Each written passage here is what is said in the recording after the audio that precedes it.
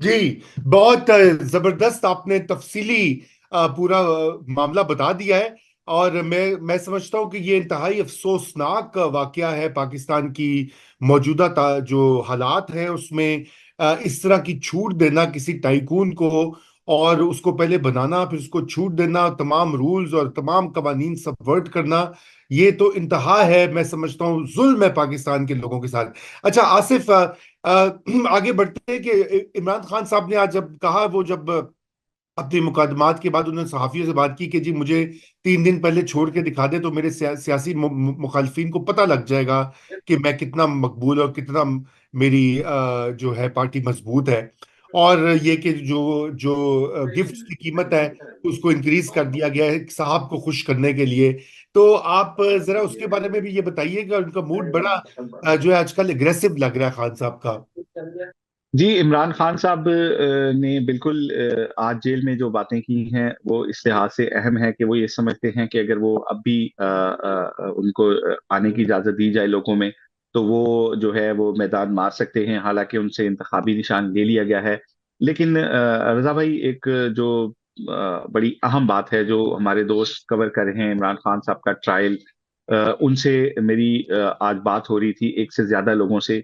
तो मैंने उनसे ये मालूम करने की कोशिश की कि इमरान खान जो हैं, उनके उनका मोराल कैसा है और वो उनकी फीलिंग्स क्या हैं। तो मुझे जो बात जिसकी तस्दीक हुई एक से ज्यादा दोस्तों से, उनका ये कहना था कि इमरान खान इससे पहले अदालती कार्रवाई में बड़ी दिलचस्पी लेते थे, अदालत की सारी बातों को बड़ा गौर से सुनते थे, बाज मामलात में वो इंटरफेयर भी करते थे, कुछ मौके पे वो करेक्शन की कोशिश भी करते थे, अपना भरपूर मौकफ भी देते थे। लेकिन अब कुछ दिनों से इमरान खान जो हैं, वो अदालती कार्रवाई से बिल्कुल लाताल्लुक नजर आते हैं। वो ज्यादा वक्त अपने फैमिली मेंबर्स के साथ गुजारते हैं, या कोशिश करते हैं कि मीडिया के साथ उनकी बातचीत हो जाए तो वो उसमें कोई मैसेज दे सकें बेसिकली। और इमरान खान ये बात अदालत में कह भी चुके हैं कि हम जानते हैं कि आप कितने आजाद हैं। इसी तरह आपने देखा होगा कि कल भी उन्होंने कैमरे की तरफ देखकर जो बात की थी, जो हमारे मीडिया पे शायद उस तरह से रिपोर्ट नहीं हो सकी है।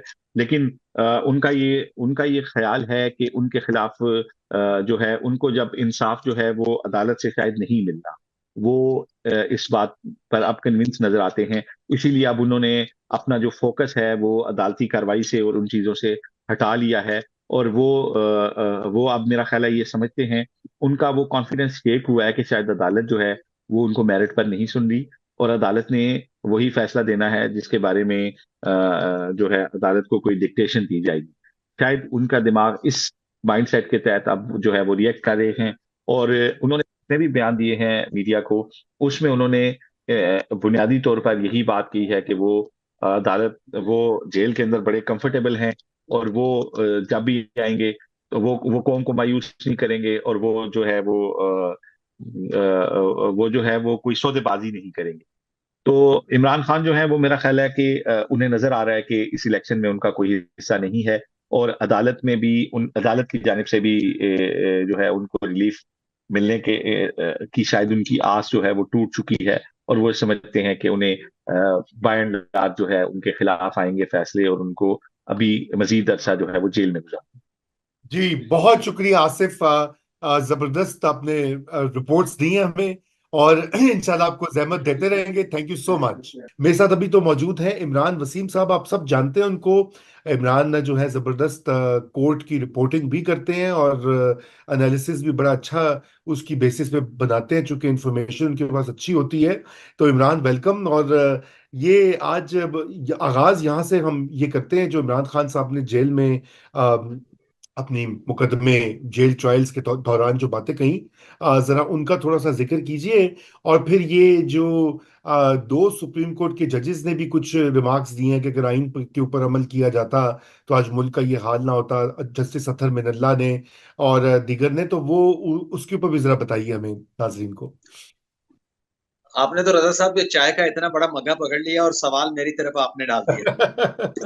इस खबर को आप आखिर में लेके गए ना, मलिक रियाज बैरिया टाउन वाली, मैं उस पर पहले आऊंगा। आ जाए, बिल्कुल आ जाए। रजा साहब ये देखें कि ये कितना हुस्न इत्तेफाक है कि जब 2013 में हुकूमत बनी नवाज शरीफ की, और वजीर दाखिला बनाया गया चौधरी निसार अली खान को। जी। और उस वक्त में कुछ केसेस चल रहे थे मलिक रियाज हुसैन के, बहरिया टाउन के, और अराजी की एक्वायरमेंट के हवाले से। वो एंटी करप्शन पंजाब में चल रहे थे, और सुप्रीम कोर्ट तक मलिक रियाज हुसैन दरखास्तें दायर कर रहे थे कि हमारा केस एंटी करप्शन पंजाब में ना सुना जाए, नैब हमारे केसेस की समाअत करे, हम अपने जो केसेस हैं वो नैब में उसकी सुनवाई चाहते हैं, नैब इन मामला की तहकीकात करें।